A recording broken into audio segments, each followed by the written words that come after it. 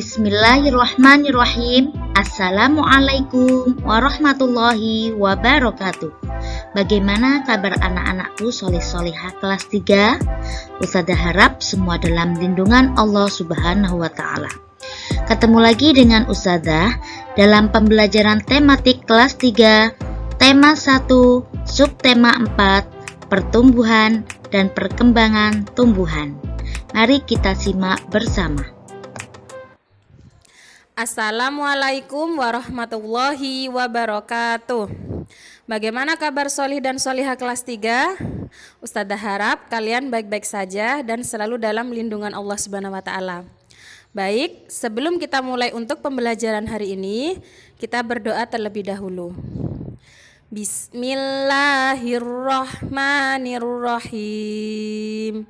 Raditu billahi robba wa bil islami dina wa bi muhammadin nabiyya wa rasula. Rabbi zidni ilma warzuqni fahma. Amin ya rabbal alamin. Nah, anak-anak, setelah kemarin kita mempelajari tentang ciri-ciri makhluk hidup di subtema 1, kemudian pertumbuhan dan perkembangan manusia di subtema 2, pertumbuhan hewan di subtema 3, dan untuk hari ini kita akan belajar di subtema 4 tentang pertumbuhan dan perkembangan tumbuhan. Nah, tumbuhan di sini memiliki banyak sekali manfaat untuk kehidupan manusia. Kegiatan menjaga dan melestarikan tumbuhan yaitu sama dengan halnya sikap menjaga dan melestarikan alam sekitar ciptaan Allah. Salah satu cara melestarikan alam sekitar yang bisa kita perbuat yaitu dengan merawat dan menjaga tumbuhan. Jumlah tumbuhan meningkat karena berkembang biak. Perkembangbiakan tumbuhan bisa terjadi dengan cara alami dan dengan bantuan manusia.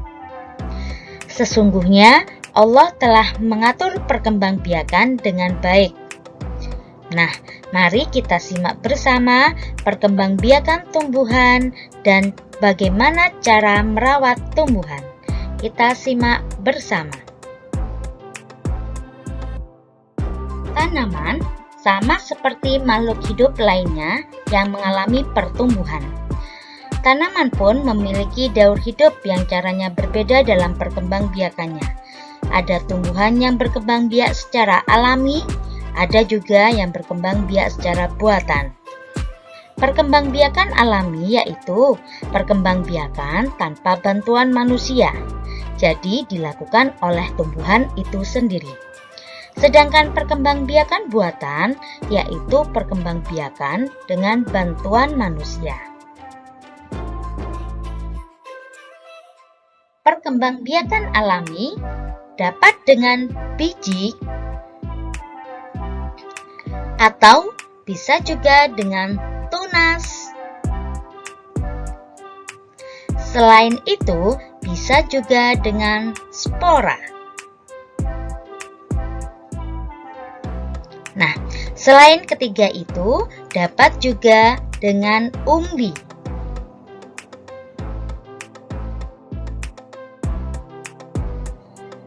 Agar lebih jelas, mari kita pelajari satu persatu. Yang pertama di sini ada perkembangbiakan dengan biji. Sebagian besar tumbuhan berkembang biak dengan biji. Tumbuhan dewasa akan berbunga dan menghasilkan buah. Di dalam buah terdapat biji. Biji kemudian berkembang menjadi tanaman baru. Tanaman baru tumbuh dewasa dan menjadi buah. Nah, perputaran tahapan itu membentuk suatu daur hidup. Perhatikan gambar bagian biji di bawah ini. Yang pertama ada lapisan paling luar yaitu selimut biji. untuk melindungi biji. Yang kedua, ada lapisan paling dalam lagi yaitu embrio, calon tumbuhan baru. Lapisan paling dalam ada kotiledon, yaitu sumber makan untuk calon tumbuhan baru. Nah, berikut untuk gambar bagian biji. Selanjutnya, kita akan pelajari daur hidup tanaman semangka. Ada yang tahu mungkin untuk daur hidup tanaman semangka? Ada yang suka semangka di rumah? Ya, semangka bermula dari biji-biji yang kita tanam. Ya, kemudian dari biji yang ditanam akan tumbuh menjadi kecambah. Kecambah terus tumbuh sampai muncul berbunga. Nah, dari bunga muncullah buah yang kita sebut dengan buah semangka. Berikut adalah daur hidup untuk buah semangka.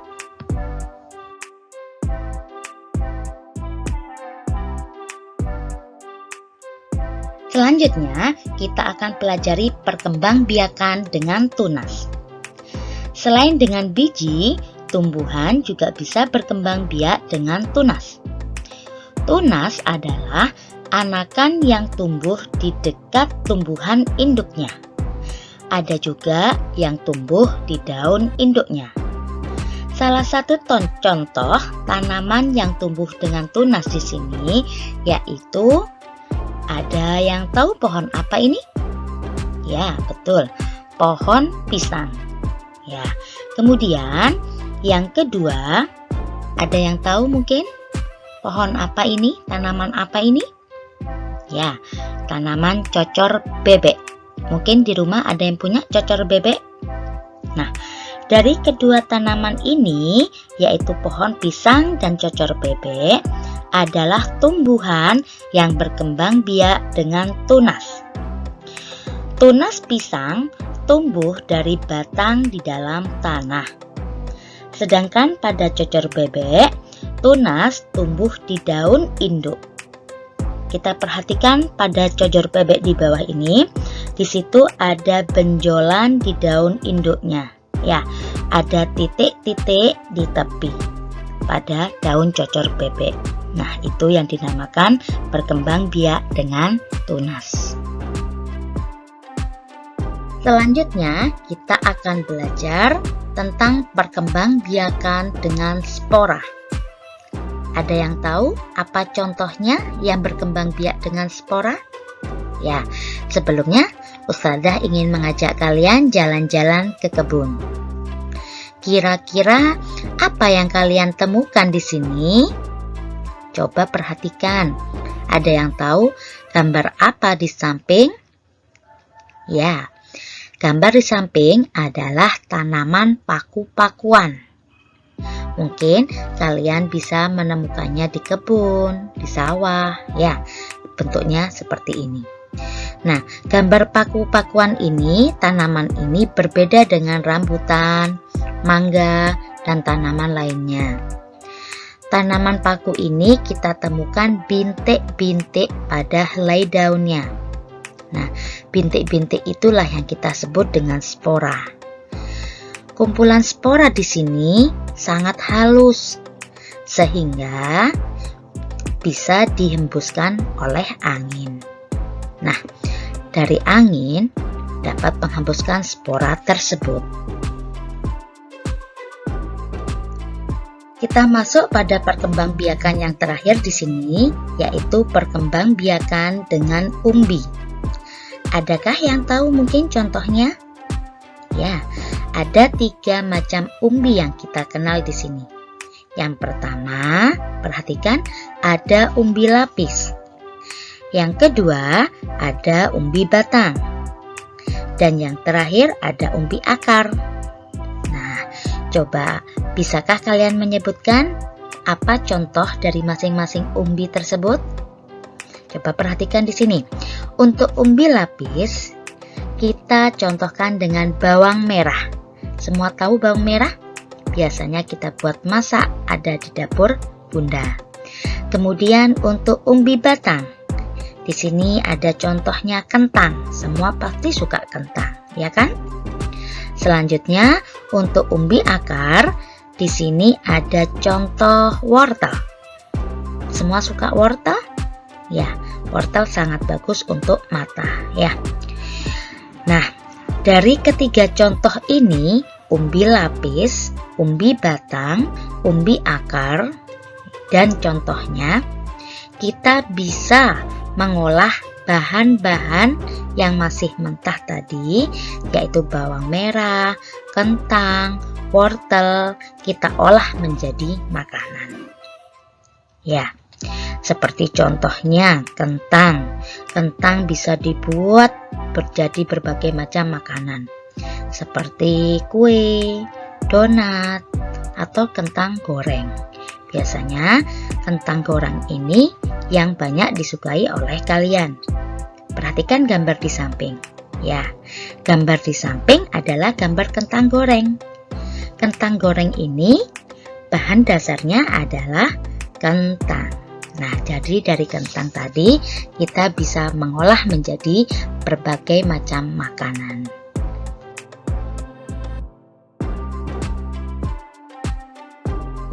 Bagaimana anak-anak? Masih semangat belajarnya? Kita lanjutkan ya. Ustazah harap kalian tetap semangat.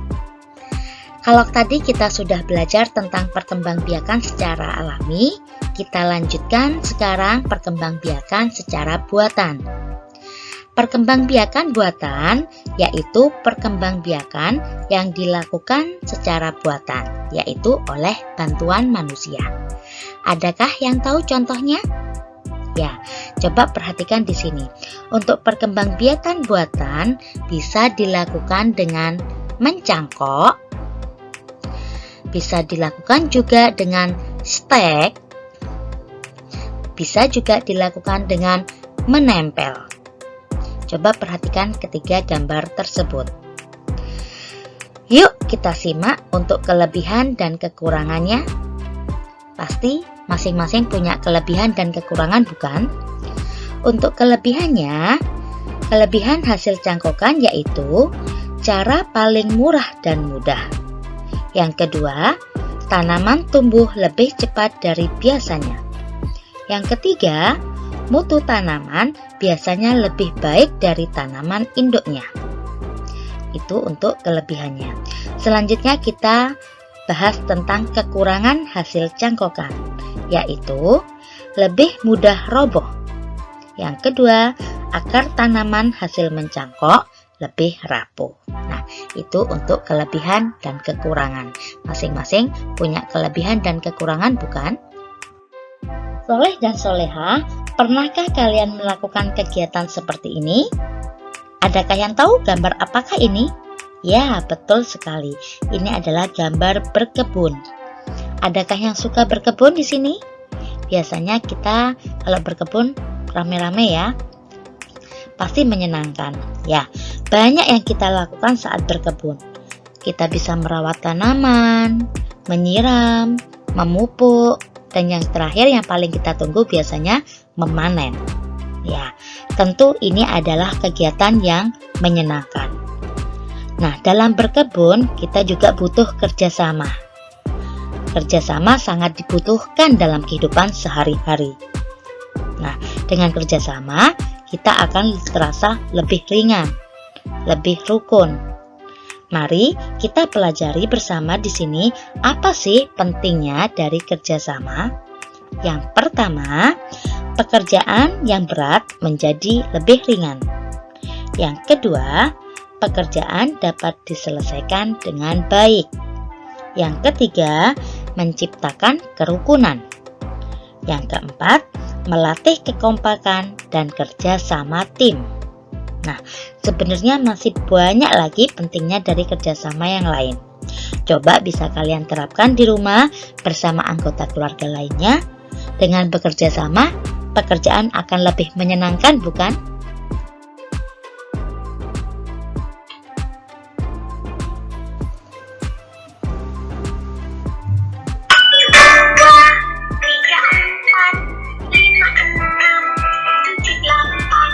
Siapa lagi ke sekolah?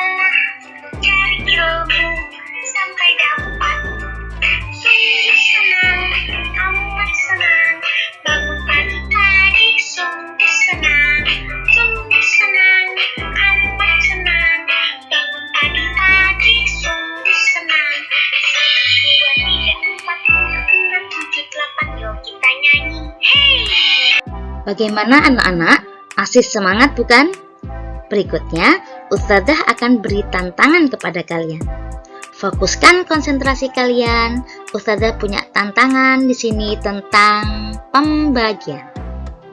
Ya, kalau pembagiannya 2 dibagi 2, mungkin kalian masih bisa. Hasilnya berapa? 1. Ya. Sekarang coba simak, perhatikan Ustadzah mempunyai soal cerita di sini.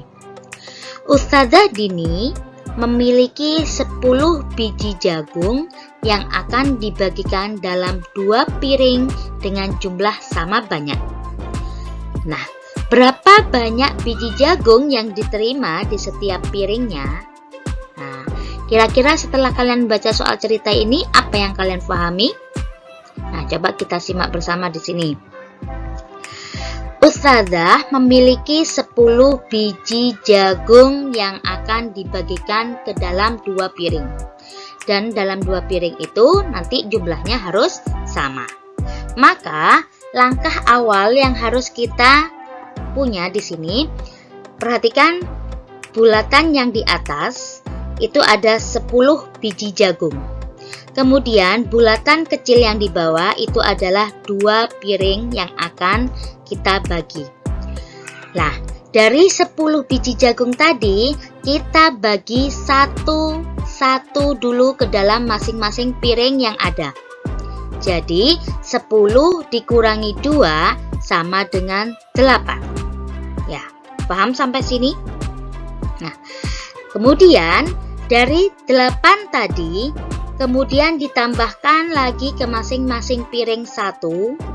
Ya, jadi di dalam piring masing-masing sudah ada 2 biji jagung. Maka sisanya 8 dikurangi 2 sama dengan 6. Ya, ada 6 ya, tinggal 6 ya sisanya.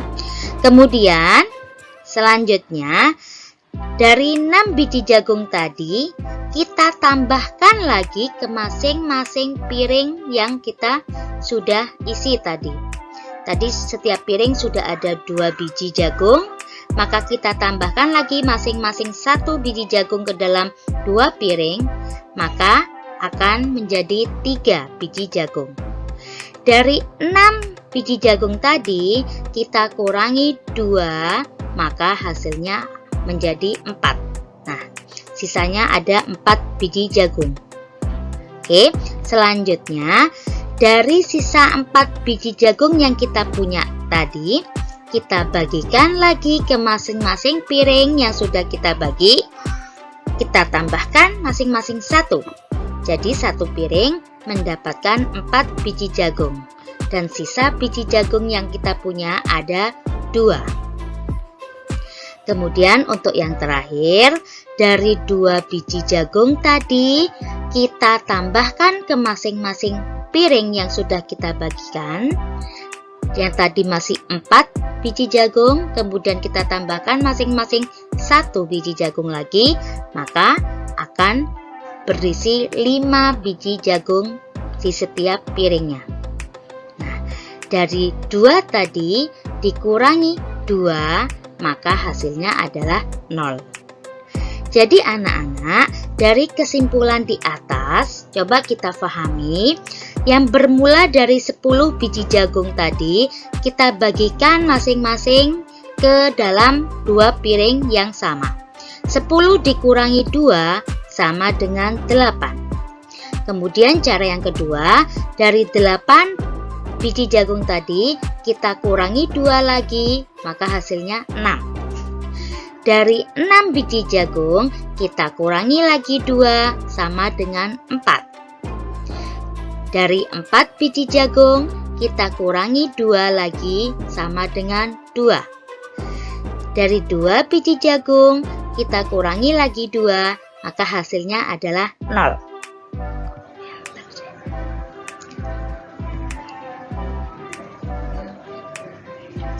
Jadi anak-anak, kalimat matematikanya di sini adalah 10 dikurangi 2 dikurangi 2 lagi dikurangi 2 dikurangi 2 dikurangi 2 lagi sama dengan 0. Maka bentuk pembagian yang kita punya adalah dari 10 biji jagung tadi kita bagi ke dalam 2 piring yang sama, maka hasilnya masing-masing piring mendapatkan 5 biji jagung. Ya, jadi kesimpulannya pembagian adalah pengurangan berulang sampai tidak ada yang tersisa. Paham sampai di sini? Anak-anak soleh-solehah, kalian tadi sudah memahami apa itu arti pembagian, yaitu pengurangan berulang sampai tidak ada yang tersisa. Pengurangan berulang tadi bisa kalian gunakan untuk bilangan atau nominal yang jumlahnya kecil. Tetapi, jika kalian memiliki bilangan yang lebih besar, maka pembagiannya bisa dilakukan dengan cara seperti ini. Semisal Ustadzah punya contoh 52 dibagi 2 sama dengan titik-titik. Nah, coba kita hitung bersama di sini. Kita bisa menggunakan dengan cara porogapit. Ya, coba perhatikan 52 kita taruh di dalam kurung, kemudian dibagi 2. Ustadzah beri warna biru untuk angka 2-nya. Maka, ya langkah awal yang harus kita lakukan, kita bagikan 5 dibagi 2. Ya, kita cari yang mendekati, yaitu jawabannya adalah 2. Oke, 2 tanda merah dikalikan dengan 2 warna biru, hasilnya 4. Kemudian 52 dikurangi 4 sama dengan 2 dikurangi 0, 2, 5 dikurangi 4, 1. Hasilnya adalah 12. Masih ada sisa. 12 dibagi 2 masih bisa dibagikan, bukan? Nah, coba ada yang tahu 12 dibagi 2 ada berapa? Ya, betul sekali. Ada 6. Kita taruh 6 di belakang 2 warna merah.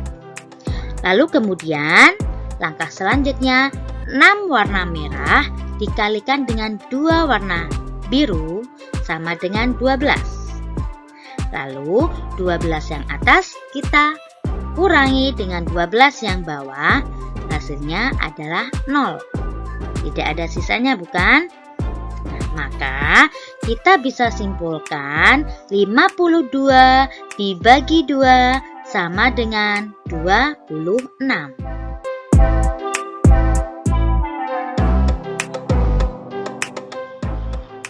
Sekian untuk pembelajaran kita hari ini. Semoga apa yang Ustadzah sampaikan hari ini bermanfaat. Silahkan kalian pelajari di rumah perlahan sambil difahami. Wassalamualaikum warahmatullahi wabarakatuh.